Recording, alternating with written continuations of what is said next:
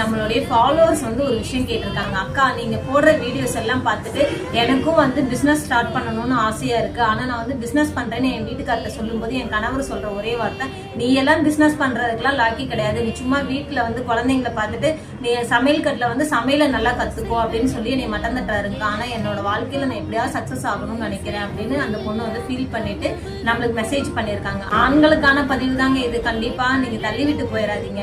ஆண்களை என்னைக்கு வந்து ஒரு பெண்களை வந்து நீங்க வீட்டுக்குள்ள முடக்கணும்னு நினைக்கிறீங்களோ அன்னைக்கு வந்து உங்களோட பாதைகள் வந்து ரொம்ப குறுகிய பாதையில தான் இருக்கும்.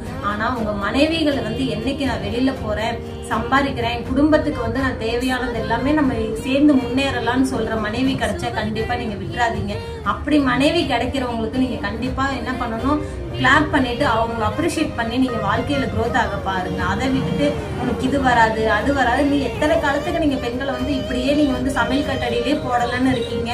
சமையல் தெரிஞ்சவங்க கூட இன்னைக்கு ஒரு குக்கிங் எடுத்துட்டு எவ்வளவோ டெவலப் ஆகி இன்னைக்கு பெண்கள் வந்து சாதிச்சுட்டு இருக்காங்க. அந்த மாதிரி கூட ட்ரை பண்ண நீங்க உதவி செய்யுங்க. அதை விட்டுட்டு ஒரு பெண்ணை வந்து என்னைக்கு மட்டம் தட்ட வைக்காதீங்க.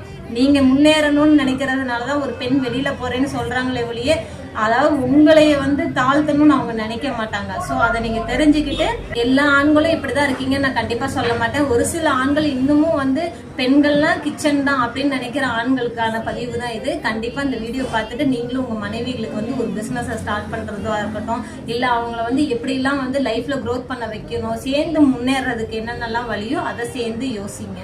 தேங்க்யூ. இது யார் மனசையும் கஷ்டப்படுத்துறதுக்கெல்லாம் கிடையாதுங்க.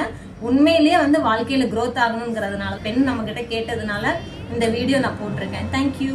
நெக்ஸ்ட் வீடியோல சந்திப்போம். பிடிச்சிருந்துச்சுன்னா ஃபாலோ பண்ணிட்டு போங்க. Bye bye.